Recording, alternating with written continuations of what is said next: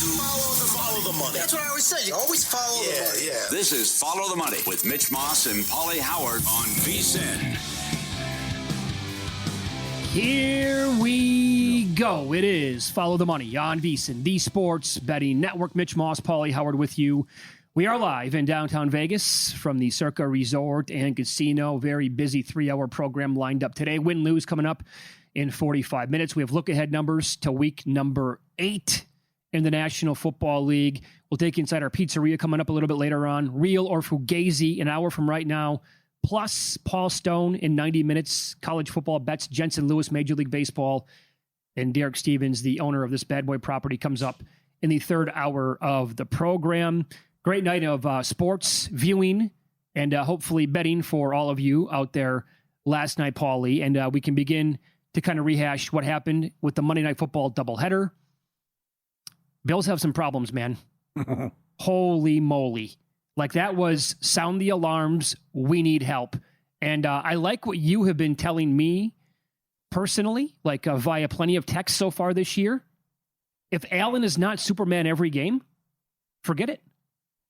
And the defense was completely, pounded last night by the Falcons every which way but loose. The 81-yard touchdown run was embarrassing. It was. McDermott, after the game, we have to reset with the bye now. And he's right. And they are one of the worst teams in the league when Allen is average or doesn't go off, when you look at the supporting cast or lack of. So all those defensive issues, again, the turnover battle can cover up a lot of things that stink.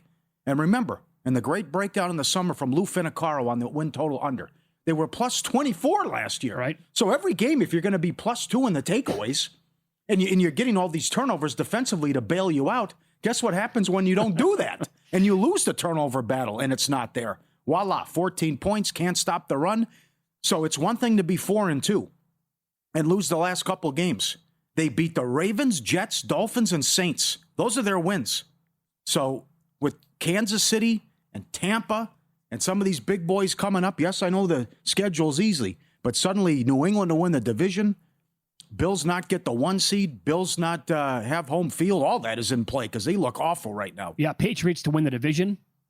They have the leg up on them right now with that win. Patriots also have by far and away the easiest remaining SOS in the National Football League. And we'll hit on updated like playoff division numbers, conference numbers coming up at the bottom of the hour. But that the Bills were minus 2,000 or higher to win that division 2 weeks ago. Yep. When they were 4-0. Yep. Hello. Yep. Now all the way back down at minus 205 in the Patriots with their impressive streak here now at plus 165. Also, thanks to your text the other night after the Chiefs win, how does 9-1, 8-1 in that neighborhood look now in the Chiefs to win the Super Bowl? They might, you briefly mentioned this as a throwaway yesterday. And I put it in my notes. I laughed at Pauly today on the show. What was the line? I'm kidding. I don't keep notes. It was they might get the 1 seed. Yeah. Yeah. Do you want to get really nuts? Like, that's possible now. Right. So as everyone expected and predicted in the summer, here's the playoff race in the AFC. The Colts are the 1 seed. The Steelers are the 2 seed. Kansas City's the 8. Cincinnati's the 10. Baltimore's the 12. And the Bills, who were going to go 15-2 a couple weeks ago, are the 5 seed and reeling. So it's right there with Kansas City has some tough games coming up. But the way the Bills and Ravens look, and the Chargers are banged up, the Steelers we're not ready to say they're good. Colts are a great story. This is incredible. What's going on? I know. But it's right there as Rice is coming back and the Chiefs are getting healthy after what they looked like Sunday night. And everyone else seems to don't have their bleep together around them. Sure. The other standpoint is I feel good for Atlanta and I feel good for Chicago because they needed those games. Agreed. It's a big win for the Falcons. They could be dangerous with that running attack. Although Penix, that would have been a pick 6, folks. I don't know why you're throwing the ball there. Just run it. Wow. You know, but and then the Bears were handed the game, but they took it, and that's a game they usually don't win. So the turnovers killed Daniels and the Commanders, and that was one the Bears had to have as well. The Bears have now back-to-back wins they normally don't get. Right. And they won both by a score of 25-24. Right, incredible. And how good's the Moody story? He's on the team for like 6 hours. Oh, yeah. And right. he bails them out. Well, and San Francisco had to cut him because they couldn't possibly keep the guy in the roster. It's been a win-win for both these teams here. Yeah, good job to make 4 of them in those conditions as well. Yeah, as the conditions were worsening throughout the game. And at the end, I thought they were going to settle for a really long field goal last night. I'm like, guys, you need to pick up a couple more yards here. I know. And thank God they did. Great. Well, that Mike North said it yesterday. We don't have a running. They hopefully they found a running game. To get that out of Swift was huge. And Williams didn't take off and run, but it looked good there off the bye. They have weapons. So yes, they do. If they can improve defensively and they get that running game going, the Bears have weapons and they have a genius as head coach. I will say this. I'm kind of buying Atlanta. I think the team is good.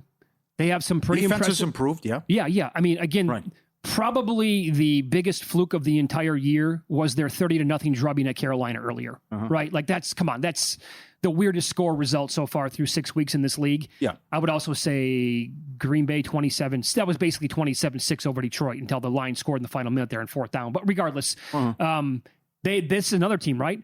Warren Sharp all over Drake London. When there's no Mooney, my good Lord. 10 for 158 on 16 targets and a touchdown. Could have had 2. Bajan all over them last night. Yep. Right? So, and the defense, I think, is kind of real. I don't mind what they have cooking there in Atlanta. I think they're a pretty decent team, and there is so much parity in this league as well. When you look at against the spread so far, only one team is 1-5 in the league. That's Baltimore. 0 teams are 5-1 or 6-0. 8 teams are 4-2 ATS. 5 teams are 2-4. Every other team is either 3-2, 3-3, 2-3, or 2-3-1 ATS. Like that's everybody's bunched in. Now, the teams at the bottom, clearly, like the win-loss record, we're going to have a really, like the list of teams at the bottom here will be lengthy, and it's going to be PU, look away. Yeah. Because they're going to be stinky the entire time. But I also like that kind of correlates with the top. I don't think like the top of the league is that good. Like who is good overall? The Chiefs lately have been awesome. Like their advanced numbers since, week 4 now, 4, 5, and 6. They're like number 1, 2, or 3 in EPA per play, success rate, all these major numbers that are very important nowadays. But I just like every other team at the top of the standings. I think you could pick them apart one by one and find many weaknesses here. Yep, no doubt. It's a big stretch for Atlanta coming up. Good show-me game Sunday night. Can you go to San Francisco and win? Will there be a letdown factor? After that, Miami, New England, Colts, tough, but doable. Get out of there with a 2-1 maybe. The Colts game's in Germany. And it's Panthers, Saints, Jets. So if you don't turn it over and you get that great rushing attack, and boy, do they have weapons as well.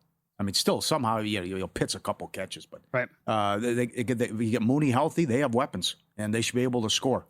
And I still can't get that Carolina game out of my head, but you're right, it's a fluke what transpired there, and that was a huge win and a great. I'm shocked it stayed under. I thought we were going to get in the 70s. That in-play was 65.5 at one point. Oh, fireworks right away to begin the game. After how that game started, sure. So last night also met a pre-bye week betting system from Steve Mackin at VSiN.com. Everybody, again, we stress this every single year in the football season. Mostly, you only hear about post-bye week. Mackinnon has been following pre-bye week stuff for like a couple of decades now. So when you play on home dogs going into their bye week, like Atlanta was last night, they are now 36, 22, and 3 ATS since 2015. Very good. We'll expand on this throughout the week. I think I'll probably run down the entire list on Friday, but I'll give you a couple more right now, same game. Mackinnon writes at vsin.com, play on any team going into the bye when facing a divisional opponent when the opponent is not in the same situation.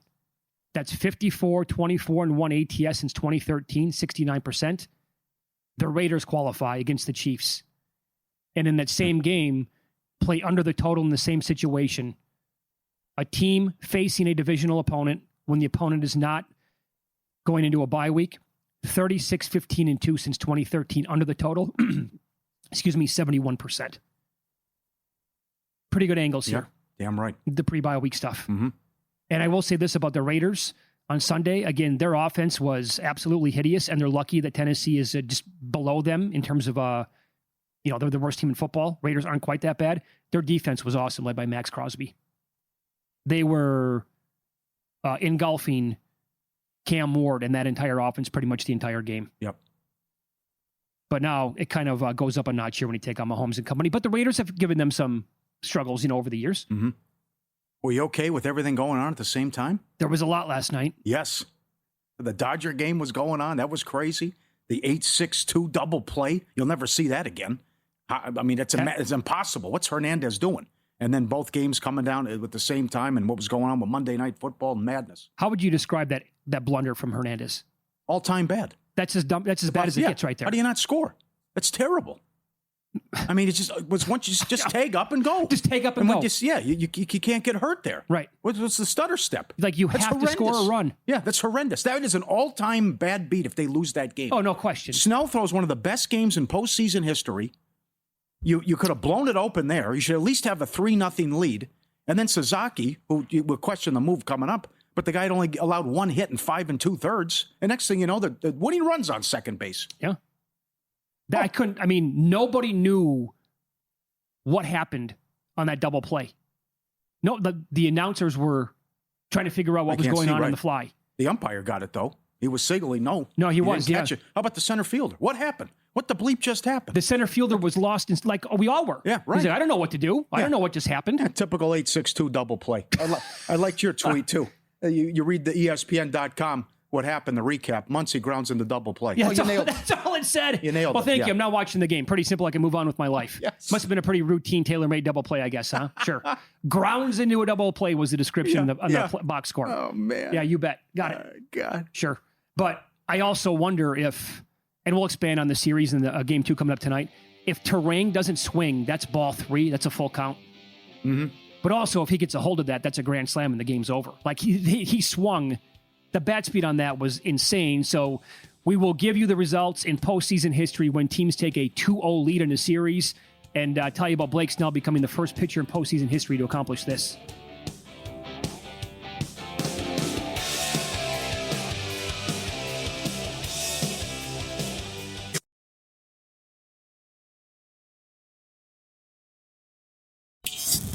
This is Follow the Money on VSiN. You can always tweet the show at VSiN Live, at Mitch Moss Radio, at Pauly Howard. This is from Lenny. That's 3 in a row for the Bears.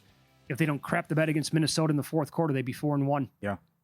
There's a lot to like here, moving forward anyway. All right. They're not perfect. No. Right? But clearly Ben Johnson is, and they got three big turnovers last night. The biggest reason why they won the game would be those 3 turnovers. But clearly, Pauly, there is a big difference from going from Matt Eberflus as head coach to Ben Johnson this year. Right. And then also Waldron calling the plays with Ben Johnson. Good point. The other thing is, like, the swift touchdown can't happen. I mean, come on. That's a dump off. No, push him out of bounds. Yeah. What are you doing? And suddenly a little dump off goes for 55 yards. That's another one. But you're right. Those are games they always would lose. And now that going back to the Green Bay game from last year, they're finding a way to get those. So Blake Snell last night, 8 innings, no earned, 1 hit, 10 Ks. The game before that, 6 innings, no earned, 9 Ks. And the game before that, 7 innings, 2 earned, 9 Ks. Those are his 3 games so far in the postseason. First pitcher in postseason history with 10 or more Ks, 1 or no hits, no walks, in at least 8 innings. And pitchers to face the minimum amount of batters through 8+ innings in a postseason game. Of course, Don Larson back in 1956 with the El Perfecto, and Blake Snell last night. I would have absolutely brought him out for the 9th. Well, sure, of course, but it's also Roberts. It's Dave Roberts we're talking about here. Right? How do you not, like, just give me a taste here. Let's see what you got left in the 9th. Right. Well, Snell wanted to do it, but then again, it's Dave Roberts, and he's just like, okay, that's it. I'm going to the guy who hasn't been touched the entire postseason. That's why it would have been an all-time defeat. And a kick to the stomach if you lost this game. But that's also where Snell has to demand the ball. It's like, are you kidding me? There's no way. That's the Chris Russo line. Get off the mound. Get out of here. No way. There's no way you're taking this from me. Yeah. I have an all-time performance here. They have 1 hit. Let me finish this. This is my game. So, did you watch the post-game interview with him right after the game? Yeah, I did. Yeah. He basically said like 2 words, but you could tell. He wanted the ball. Like he was poo-pooing it, but he's like... He's the manager, I know. Yeah, absolutely. But that's also Dave Roberts. He doesn't know how to use his bullpen, and he's, as several Dodger fans know, he's cost them some World Series. No question. Paul, what he's done. If he's at 125 pitches, fine. He had clearly, like the command was off the charts last night. For a guy that walks a lot of dudes usually, 0 walks last night, 1 hit allowed, 10 Ks. He's in complete control. Even Brian Anderson on the call last night, I think it was in the 7th inning, said, no, this is Blake Snell's game. Mm-hmm. He was spot on with that. You got to run it. And by the way, it's what, the bottom of the order? Yeah. Come on. Trot him back out there. Right. Now, this is the game that the Brewers have to have, though, tonight. Absolutely. Freddie's 2-0 against them. The bullpen, again, has been great. And this is still, it's not fair. The Dodgers are like $1.20 in some spots to win the World Series, and they're not hitting. And you got to go back with Ohtani props under. Total bases under 1.5. He's 1 for his last 20 with 9 strikeouts. I can't believe he's playing Baez every game. He's 1 for 27. Another one. How is this guy in the lineup every day? That's 2 guys who are 2 for 47 and are automatic outs right now. But they're still Freeman, Muncy, whoever, Mookie. They're finding a way to win because the starting pitching's so good. And the starters are a 5-1 with a 1.65 going back. Now, Yamamoto was touched up earlier in a game against the Brewers. But then again, we know Milwaukee went 6-0 against them in the regular season.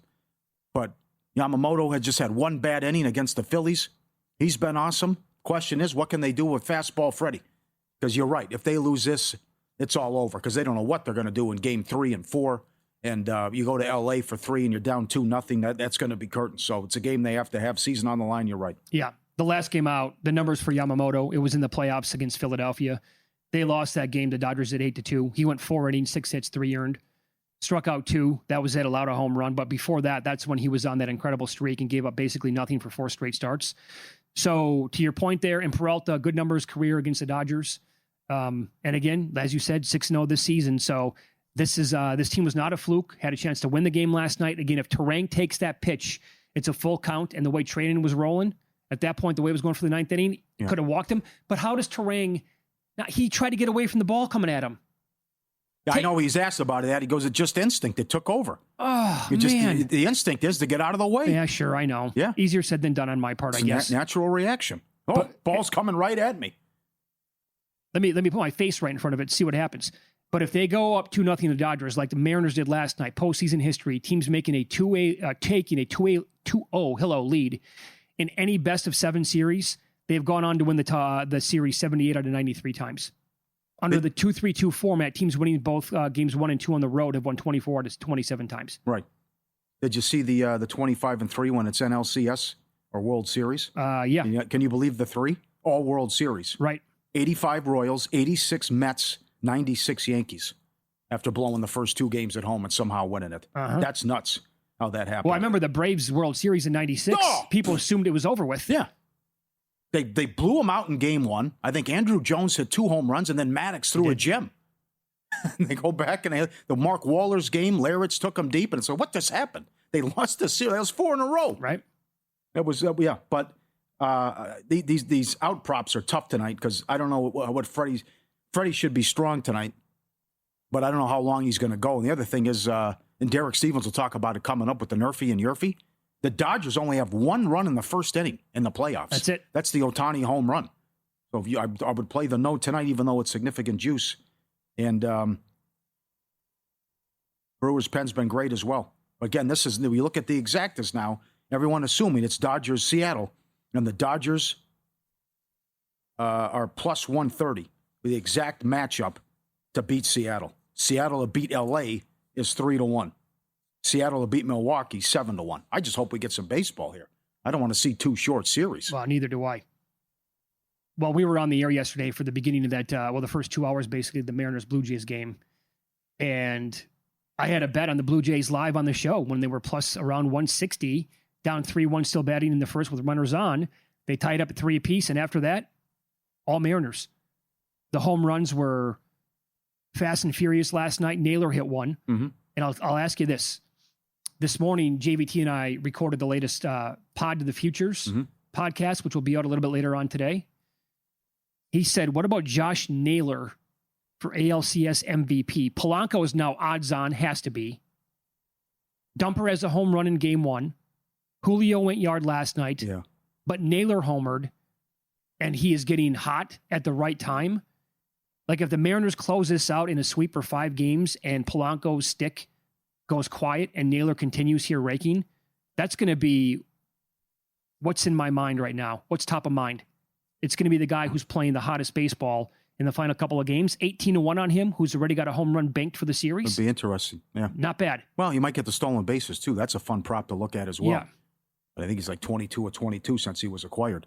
But that'll be a madhouse tomorrow. That they've never made the World Series, and they're up 2-0. And you got your stud Kirby going as well. How long can Yamamoto go? That's the other question. Well, because now Suzuki's cooked. I don't think that you can come back and use him. And then now with the Tanner Scott business and who are you going to trust behind him? What if he doesn't have it? And I think maybe he just might go out there and try to take one for the team, too, what Robertson would have to do. $425 is just our adjusted series price for the Dodgers. Seattle minus 650. Yeah. Well, I would think that they really, really want at least 6 innings out of Yamamoto in this game tonight. Because like you said, who's the guy they're going to turn the keys over to? Sasaki threw quite a few pitches last night for a guy who is now, relegated to the closer role. Mm-hmm. So is it going to be, Banda, who has some lights out stuff? That's the thing. Like the Brewers bullpen, some of the guys they can throw at you. They've been really good. How would you like to go against Koenig? With that sweeping motion that he comes in from the left side? He's almost impossible to hit like that. And once they go to Mizorowski here, which could be like today, to bridge the gap from Peralta, maybe in a leading situation, they could go to Mizorowski for a couple of innings if they need to. So their pen's absolutely loaded. It's the exact opposite, and of course it got hairy last night. Yeah, but he'd been so good. That's why I was a little bit surprised that he just didn't have it, because he'd been untouchable so far in the playoffs. But outside of him, there's not many guys you can trust. No, it also speaks to the peskiness of the Brewers too. Yeah. And they were ready to go, swinging early in the count. Dodgers 16-4 last 20 playoff games. Just got to find a way to win, and that's what they do. Well, like you said, they're doing it without much of an offense right now. That's the thing. I can't believe it, how good these starters have been. And the studs aren't hitting. To get this out of Ohtani, I can't believe how bad he is right now. Oh, yeah, right. And then I can't believe Roberts is putting Paz in the lineup every single day. Yeah. I mean, to think you got 2 guys again who are 2 of 47, and you just continue to bet those props, I think, and take those props under with them. Here's the deal. Don't know who it's coming from exactly. Was almost Muncy last night with that shot. That would have been a granny. Yeah. But Freeman did it. Of course, you can count on him this time of year. Edmund had a hit. Kiki Hernandez had 2 hits. Rest assured, there will be an unsung hero for the Dodgers in this series. That guy does it every October. I don't care. He hits 200 in the regular season. Yeah. You can't get him out in October. Agreed. Follow the money here on VSiN, the Sports Betting Network. There are some interesting numbers on the board right now for NFL futures, playoffs, division, conferences, Super Bowl. We will discuss next.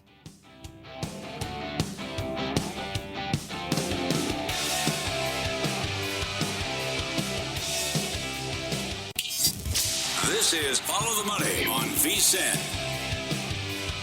So after last night's impressive win by the Falcons over the Buffalo Bills, a team that was rated at or near the top of everybody's power ratings going into the game, the Falcons right now are sitting around a pick'em to make the playoffs. I got news for you. Both of these conferences, right? You can draw the line like after 8 or 10 teams. That's it, because the bottom of the league, the bottom of each conference is so bad. Yeah, I think it might be 7 or 8 deep in the NFC. Because are you including the Vikings? I don't know what to do with them. They have a huge game coming up with Philly, and then after that, they go to Los Angeles to take on the Chargers. Who's the quarterback? Are they healthy? So many guys hurt. They should have lost to Cleveland. I don't know what to do with them. Sure. Probably on the outside looking in. So let me reverse for a second here. The true players in the NFC, the contenders, most people will have the Packers in there. I have some concerns about Green Bay right now. Got to. But Green Bay, Philly? Don't know. Concerns? Okay. A lot of them. The Rams? Very good team. Bad luck. The Buccaneers? And then I have a bunch of questions. Like, again, then you have to go down below the top tier of teams. Like, what do we do with Minnesota, like I asked you? Where are we at with Chicago? The Cowboys? I'll put the 49ers in here now with a zillion injuries. The Commanders? It's only a third of the way through the season. I understand that. But the Falcons right now are in the 11 to 13 to 1 range to win the NFC. If you want, check that. That's Seattle. Seattle's about 13 to 1 to win the NFC. Atlanta's 22 to 1 in that range. I think most of these teams have severe question marks. Yeah, well, the same. But it's going to come down to who's healthy. It's going to be a war of attrition in January. who can survive the season, who's healthy. Like San Francisco's the nuts when they're all but that bye-bye, right? With Warner out and Bosa out, it's too many guys are hurt. And then who's going to be close to full strength? And I would say the Rams have the best opportunity if Puka's only going to be out a game based on how good they are and then the 2 silly losses that they had. But there's a lot of stuff here with futures. Updated win totals are big. No respect for some teams, too much respect for others. Awards market, it's great now. And what I said earlier at the top of the show, when you look at the playoff picture, if it ended the day, everything's upside down. Right. Everyone out of Colts are going to suck. They're going to be 1 seed. Out of Steelers, 2 seed, right? Mm-hmm. Baltimore, 12 seed. Kansas City, 8 seed. So think about that for a second. The team currently in the 12 line in the AFC, Baltimore, they are plus 110 to make the playoffs. Yeah. The bye's coming this week. Lamar's going to come back after that. Here's some of the teams they have remaining on their schedule. The Steelers twice, the Bengals twice, the Browns. So 5 more divisional games. They have the Dolphins, the Jets, the Vikings, the Bears. Like, this team can get healthy very fast. I don't think plus 110 is outrageous. And you can dabble around 11, 12, 13 to 1 in the Ravens right now to win the AFC. Our team has turned into Kansas City now. Surprise, surprise. Captain Obvious checking in. They seem to be the team in the best form right now. But do you take a shot right now on Baltimore, assuming that once Lamar Jackson comes back, they're going to rattle off a ton of wins and they're going to be fine?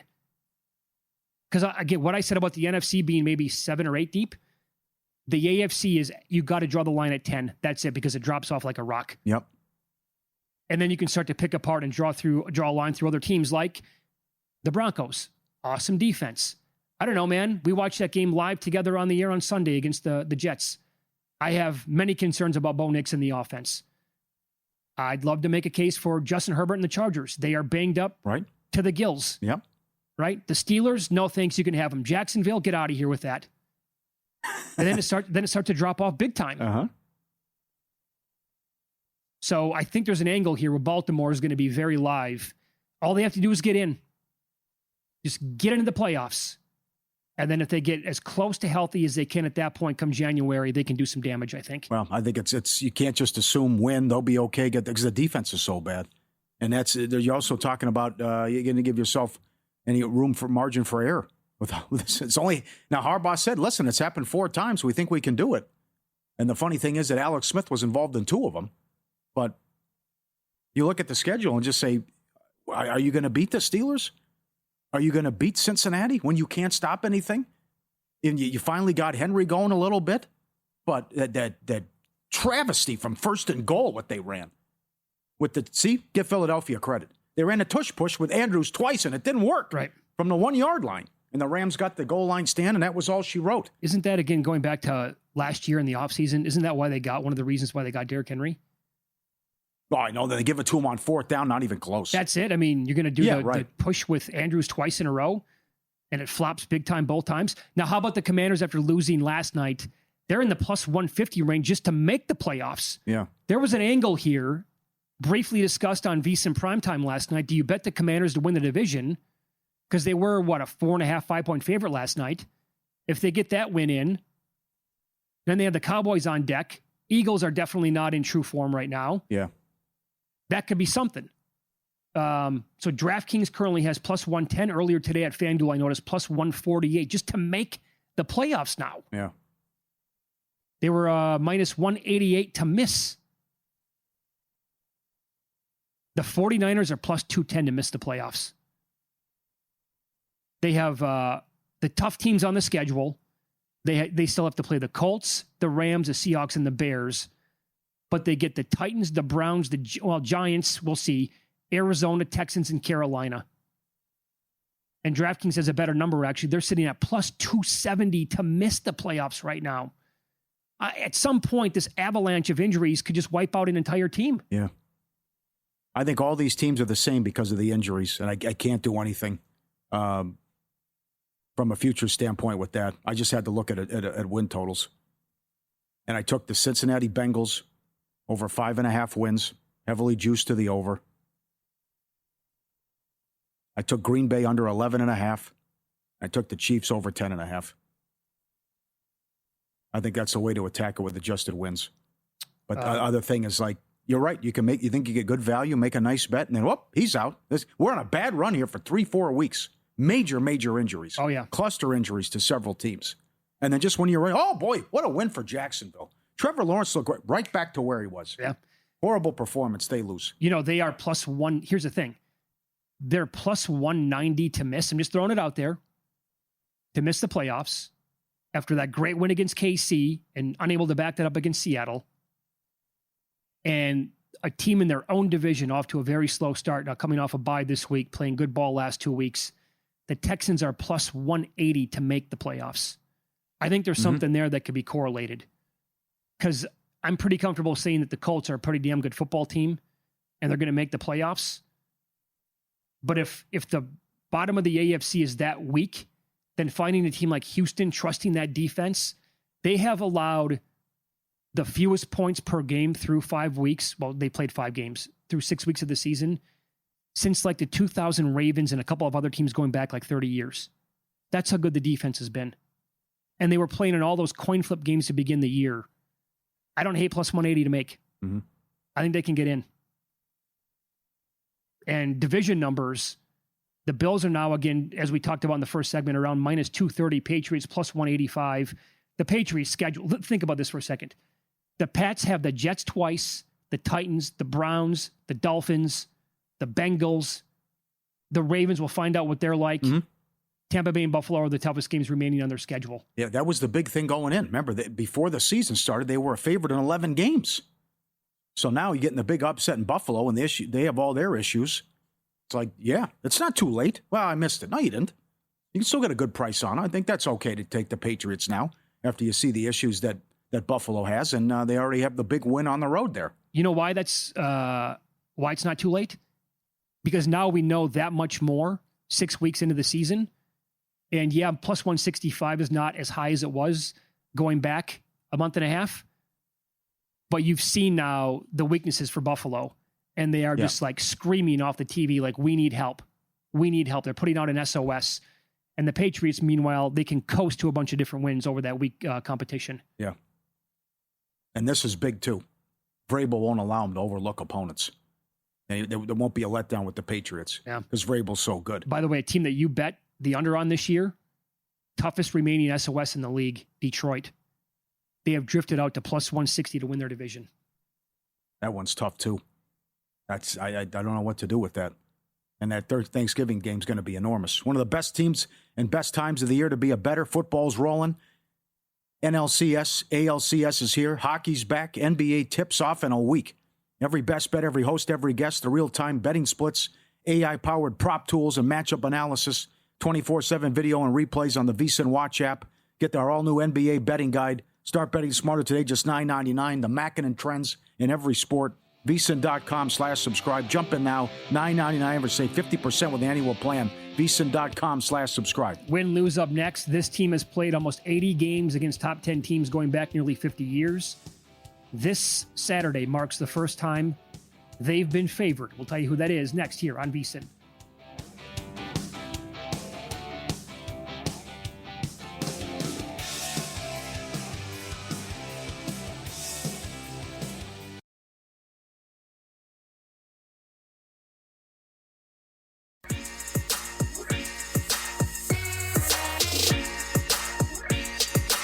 Win Some, Lose Some is sponsored by the Sharp Plays. Were you a winner last night? Wow, winning. Or was it a rough one? Well, they can't all be winners, can they? Loser! You're a loser! Pauly Howard recaps the night in sports betting in Win Some, Lose Some. All right, first touchdown in the Monday night doubleheader. Mitch has both. How about it? Algier, 13-1. Got excited while it happened while we were live on the air. Looked like me back in the day. Put your head down. Get in there, big fella. Run him over. And Williams, 20-1. He does it again. Great job by Adam Burke on the website. Yeah, big time. Right? Took a while. Williams even said after the game, I didn't think it was going to work. Yeah? Barely did. Okay. But they got there. Yep. Big tickets. Ray Davis, anytime, 8-1. McCaffrey, +425. Zach Ertz, +220. Robinson to have 100 yards, +280. Swift and Krosky Merritt, 10 yards each quarter, 40-1. 5 yards each quarter, 7-1. Didn't see that coming from Swift. and the Bears rushing attack.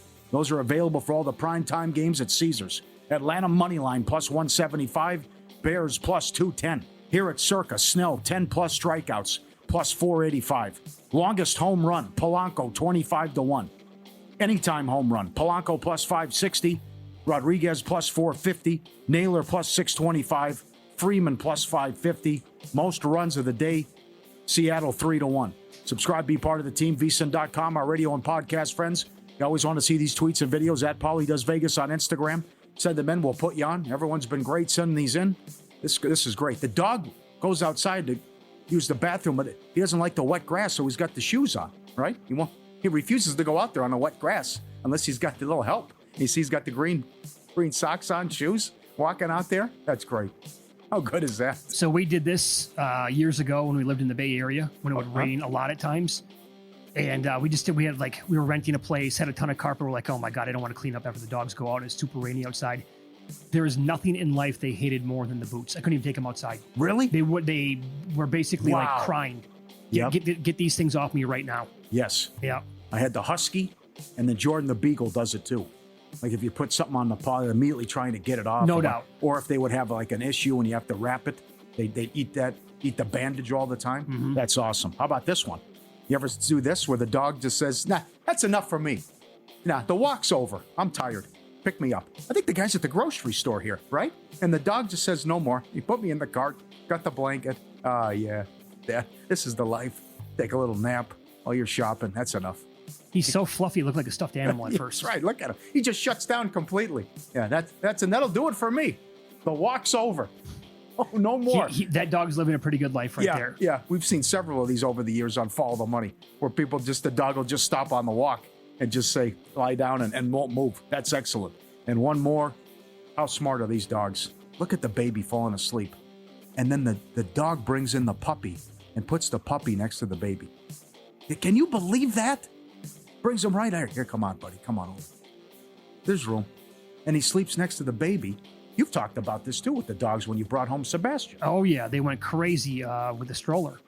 You know what? I think we can show that video sometime. I have it still on my phone. Yeah? Good. That's awesome. For the line move, Sharp Plays already there. They don't just follow the market. They help move it. You're not going to outsmart billion-dollar books of full-time Sharps on your own. The Robin Hood Plays on fire. He's donated $22,000 to charity in the last couple of years. Jeff and the crew. Been at it since 2011 with Follow the Money since day one. Documented results, public logs, transparent receipts, sharpplays.com. Trusted by pros, watched by the books. Visit sharpplays.com and stay ahead of the line. Mayfield, the new favorite to win the MVP. Mahomes, the new favorite to win the MVP after Allen's performance. And again, we talked about what happened. Dart now, the favorite. Mayfield's the favorite offshore at one book to win the MVP. And Dart now the favorite offensive rookie of the year with what happened to your guy Mbuka. But Mbuka only still 2-1. Hopefully only misses a game or two. Okay, so you mentioned this yesterday on the show. When he threw that touchdown to Tez Johnson. Yes. Right, who's filling in, who's like wide receiver 6 or 7 on the Buccaneers. Right. He heard MVP chance. He thought it was for him. This is Tez Johnson talking to the media about that moment after the game. I'll tell you a funny story. This is crazy. When I score and I hit MVP chant, I'm thinking they talking about me. So I asked Shep. I'm like, Shep, they was chanting MVP? And he was like, yeah. I was like, I ain't do nothing this year. And then he was like, they talking about Baker, Tez. And I was like, well, that explains it. But he is the MVP. The one he got the first down on, he said he blacked out. But, I mean, that's just Baker. I ain't done nothing. The Buccaneers, from their Twitter account, sent out the video and socials. It was so good. He's actually on the bench talking to Sterling Shepard, and Shepard's like, wait, you thought it was for you? Yeah, the look on his face. Like, what? He's like, MVP for you? He basically tells all the other receivers, gather around for a second here. I got a good one for you. Yes. You ready for this? Yeah. He tells them, and they're losing their minds. Yeah. That's because MVP for Baker. Yeah, right. Oh, my I didn't do God. anything. Why those... the look on your face was priceless yesterday. It's like, no way. No, that's real. I saw it. And they did a great job tweeting that out. And he's right about the run on 3rd and 14. Yes. Whatever it was to pick up the first down. So here are the official numbers for the Chiefs offense since week 3. Yeah.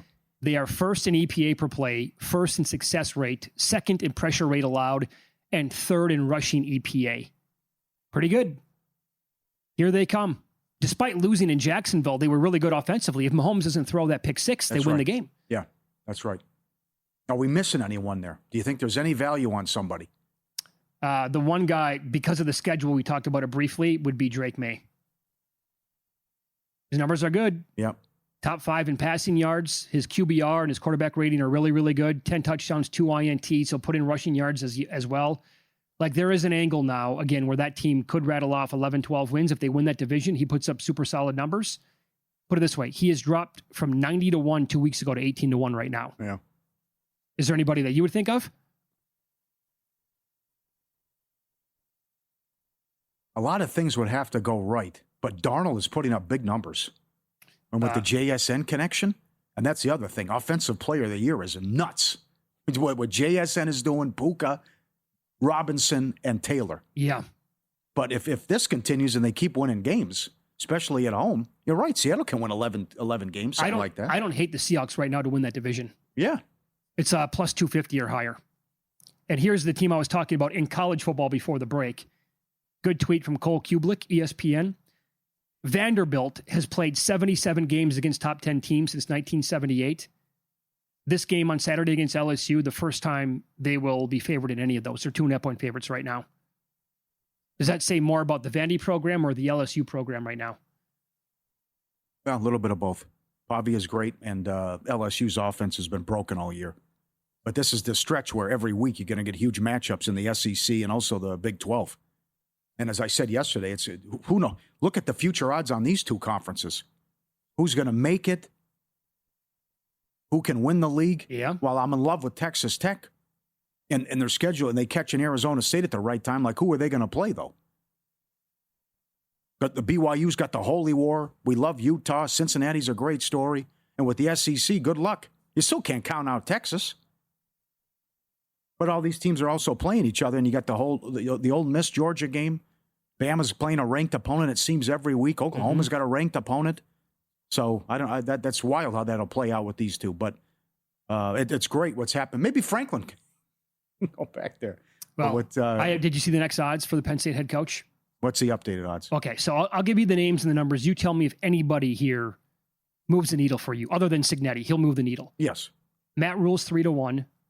Bill O'Brien's 4-1. No. Cignetti is 6. Yes. Lane Kiffin 8. Oh, come on. Lane Kiffin. You mentioned this yesterday. Manny Diaz 10. Urban Meyer 12. Joe Brady 14. Will Stein 16. Brent Key 18. John Gruden 18. Matt Campbell 18. Matt Campbell? Yes. Every job opening, it's this guy. It's okay, you made a Big 12 title game. Congratulations. I know it.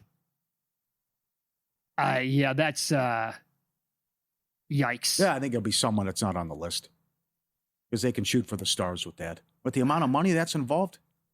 Dan Mullen. Dan Mullen had to talk to the media today out here in Las Vegas to say, no, I'm happy being the UNLV coach because his name's already coming up in some of these openings. Well, that one being one of them. But can we just, like, Dabo's on the list.